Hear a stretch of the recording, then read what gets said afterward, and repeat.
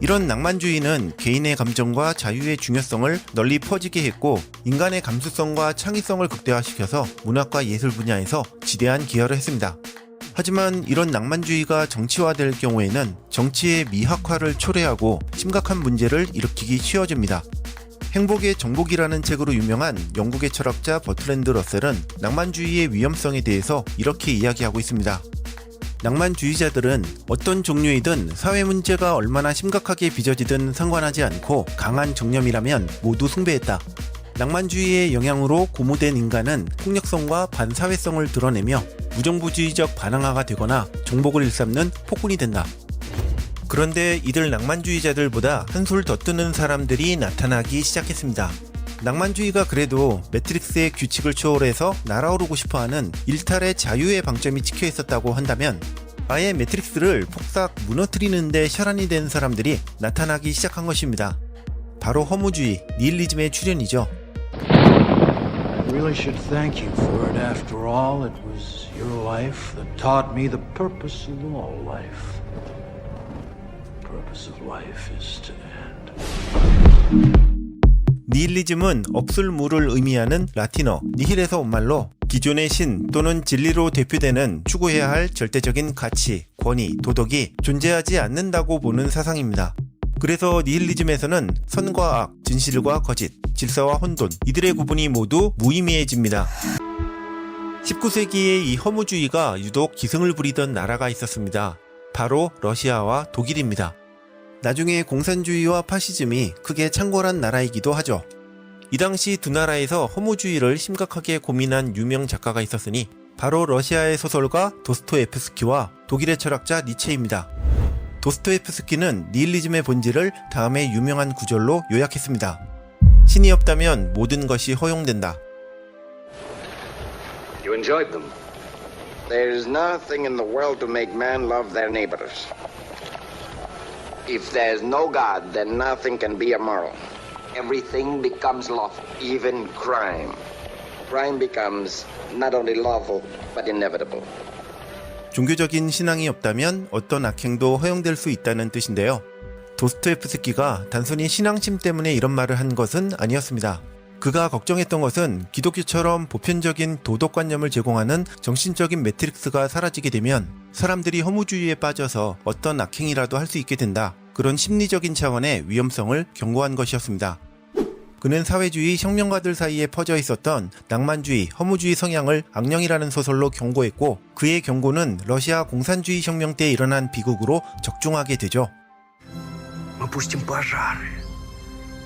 Мы пустим легенды, мы провозгласим разрушение. Раскачка такая пойдет, которой мир еще не видал. 신은 죽었다라는 말로 유명한 철학자 니체는 모든 것이 허용된다는 도스토옙스키의 말을 이렇게 살짝 바꾸어 말하고 있습니다. 그 무엇도 진실이 아니고 모든 것이 허용된다. 이 말은 진실도 모두 상대적인 것이고 관점에 따라 다른 것이니 계몽주의가 말하는 이성에 기반한 인도주의적 도덕관념조차도 의미가 없다는 뜻이 됩니다. 아까 도스토옙스키는 모든 것이 허용되면 큰일 난다는 뜻으로 말을 했습니다. 하지만 니체는 아니었습니다. 그는 보편적인 도덕을 부정했고 모든 것이 허용되어야 한다고 생각했습니다. 그는 반이성주의자, 반도덕주의자, 반민주주의자였고 서구 문명의 구조를 밑바닥까지 위협하는 위험한 철학자였습니다. 조커는 니체가 말하는 초인일까요?